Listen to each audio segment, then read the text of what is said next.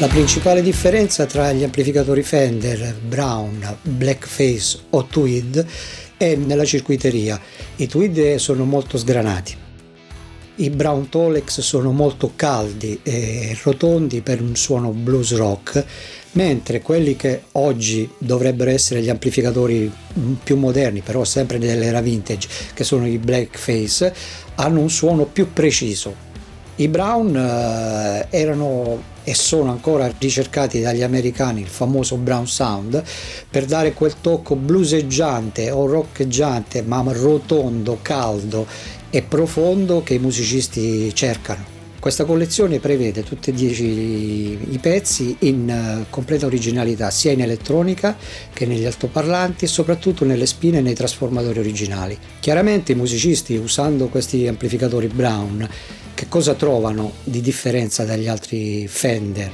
Trovano che a 2-3 di volume l'amplificatore è in clean ma è già spinto, mentre a 5-6 abbiamo un crunch che già ci dà quella profondità dello strumento e completezza nelle armoniche.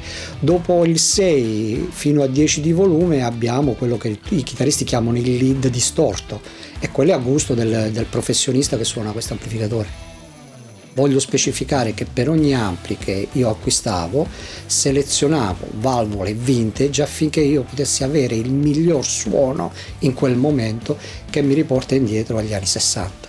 Questi amplificatori li possiamo andare a sentire nella musica moderna e anche nella musica degli anni 60, ma soprattutto quello che noi abbiamo apprezzato di questi amplificatori sono il suono dei ZZ Top sulla grunge, dove anche live di quel periodo lui portava il Deluxe Brown accoppiato con la sua Pearly Gates del 59. Altre caratteristiche di questi amplificatori, come può essere anche il Concert 4 coni, veniva usato molto dagli armonicisti per questo suono spaziale sui 4 coni. Ancora oggi, se c'è una sala di registrazione dove è possibile poter utilizzare questi amplificatori, secondo me il musicista in primis usa il Brown Tolex per avere la rotondezza del suono. Io sono stato molto colpito dalla professionalità dei tecnici e soprattutto dalla microfonazione, che è stata precisa e calibrata per tirar fuori il miglior suono di questi amplificatori. Non avevo mai sentito questi suoni venire fuori dai miei amplificatori, e dalla cattura ho capito che il prodotto è pari al vero. Abbiamo utilizzato anche dei distorsori vintage per accoppiarsi meglio con questi amplificatori, per avere i suoni reali di una volta, un Big Muff, un TS9, un MXR Distortion Plus e un Tube Drive.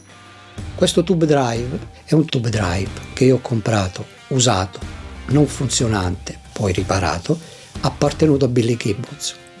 In questa collezione abbiamo usato in studio anche la Tank Reverb per dare un suono più corposo ai clean e ai distorti. Questi amplificatori hanno le frequenze basse così morbide perché i trasformatori erano dimensionati in casa Fender per i single coil che avevano un suono pulito e venivano arrotondati da questo trasformatore che aveva la corrente d'uscita precisa a sopportare il cono.